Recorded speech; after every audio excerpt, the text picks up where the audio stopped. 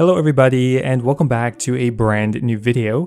Now a couple years ago I did a bit of an overview on one of the craziest communities in old school RuneScape, but in the last couple of years a lot has changed. Now I am talking about the high level free-to-play community.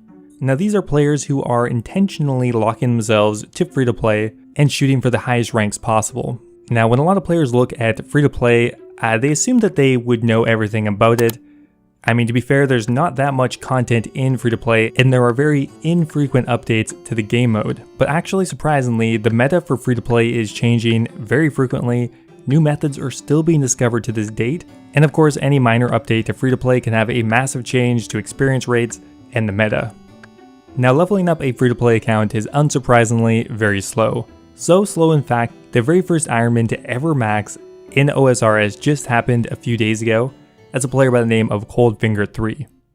Now just think about that for a second. There is a maxed free-to-play only Ironman. There are multiple free-to-play main accounts that are maxed. And finally here, as far as I'm aware, the distinction of a maxed ultimate Ironman is still up for grabs. Now some of the more common questions are, how do you verify if someone is a free-to-play only account? Because you definitely could just buy a bond on a free-to-play account, only level up free-to-play skills, and you could do it way quicker in membership.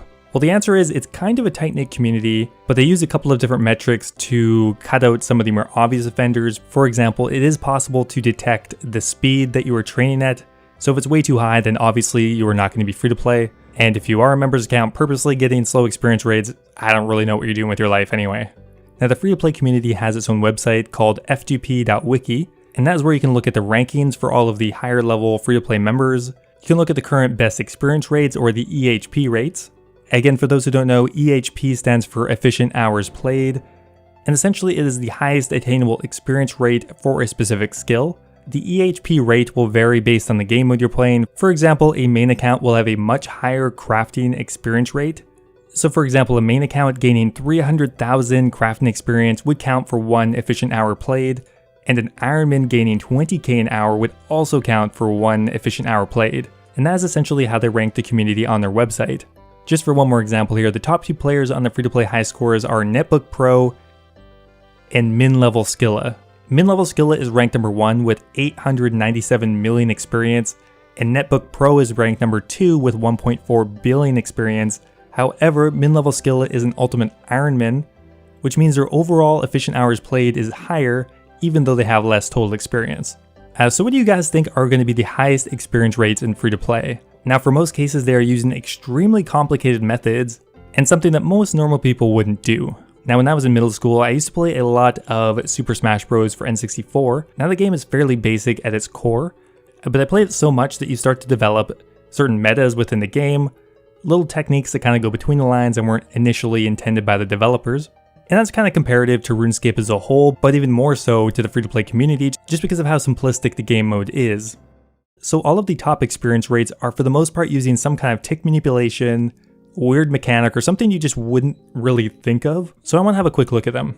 Now the EHP page is divided between 3 different categories: regular accounts, Ironman or Hardcore Ironman, and Ultimate Ironman. Now in the current state of the free-to-play meta, I was actually very surprised to see that the Ironman and Ultimate Ironman share pretty much the exact same experience rates.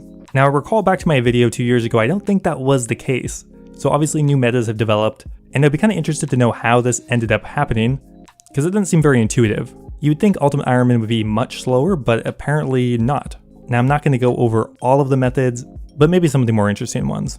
Okay, let's have a quick look at some of the quickest rates in free-to-play. Now for main accounts, the quickest possible combat experience is actually killing your alt account in Clan Wars. Now surprisingly, by doing that you can get up to 68k an hour, versus the 47k per hour you get on a Ironman. So it's actually around 20k an hour quicker doing that.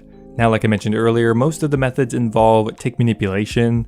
For example, to get the highest mining rates you're definitely going to want to be 3-ticking. And for free to play, the best place to do that apparently is in the wilderness. However, due to a recent update, there is actually a new method that is available. Now with the addition of the Faerell Enclave has now added in a new best method for mining. I think it's called 2.5 tick auto retaliate cake eat mining. I don't know, maybe not. Now apparently 2.5 ticking with cakes has been known for a while. However, it wasn't really viable to run your ults here with cake resupplies until the addition of the Faerell Enclave.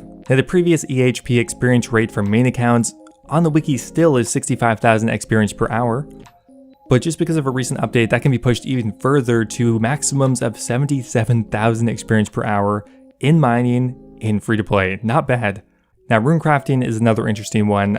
Currently, for main accounts, it says the best method is a suicide while running to the body altar. And for Ironman and Ultimate Ironman, you are just meant to run from the rune essence mine to the earth altar and back for a blistering 3.8k per hour. I think this is a good time to mention that rune crafting in free-to-play, especially on an Ironman, is horrendously slow.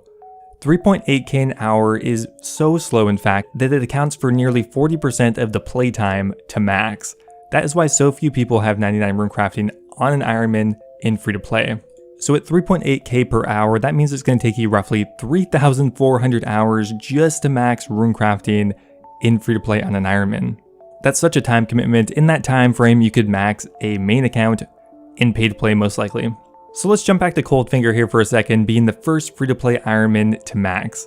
Now, I'm not sure if they discovered it or not, but they were using a really complex method that actually allowed them to push the experience rate up by quite a significant amount, up to nearly 16,000 experience per hour, which would cut the max time down by such a significant amount. Now, once again, this method is not even listed on the free-to-play wiki as the EHP experience rate. I don't know if this has to do with the fact that this method uses alt accounts, which is kind of controversial, or it's just way too click intensive even for free-to-play, I don't know.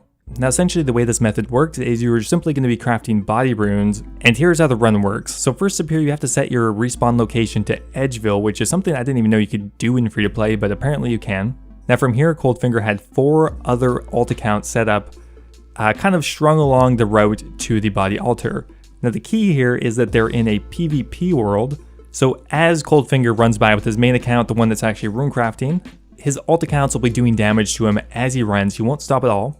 He'll get himself down pretty low when he gets to the body altar. He'll craft the runes, instantly get killed by his alt account. He'll respawn in Edgeville, get out more runes, and repeat. Such a fucking crazy method and would require so much attention, but the potential time save would be so significant, bringing the time to 99 down to only 800 hours roughly, which is so much quicker. Now, free-to-play experience rates aren't all bad. There actually are some pretty quick experience rates you can get in free-to-play. For example, smithing, once you get to 99, you can get upwards of 360k per hour by smithing rune plate bodies. Once again, that is using an alt account to run into the bank and back, but not a bad experience rate actually. Now, another really popular tick manipulation method in free-to-play is by using snow. And by using that to 3-tick willows, a player by the name of Pawz managed to get nearly 100k woodcutting experience per hour, which really is not bad for free-to-play. A player by the name of GJ9 managed to get upwards of 72k an hour, killing their alt in Clan Wars. Another really interesting method being performed by someone called Oh Look I See You. They are splashing teleblock and high alking at the same time, something that was added in the last year or so. Never really considered that teleblock could be a training method in free-to-play as well, so I think that's pretty damn cool. Getting up to 176k an hour in magic, very quick for free-to-play. If you're rich enough or have enough alt accounts, it's actually possible to get upwards of 115,000 experience per hour in rune crafting if you have enough runners for you, which I thought was crazy. Crafting rates are actually really high in free-to-play, up to 300k per hour because you can cut diamonds, remember, which is one of the quickest methods even in pay-to-play as well. 3-tick fishing with cakes can get upwards of 93k per hour.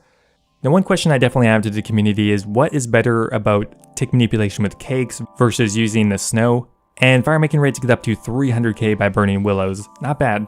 Okay, so now that you have a general idea of what the experience rates look like in free-to-play, let's have a look at some of the highest ranked accounts.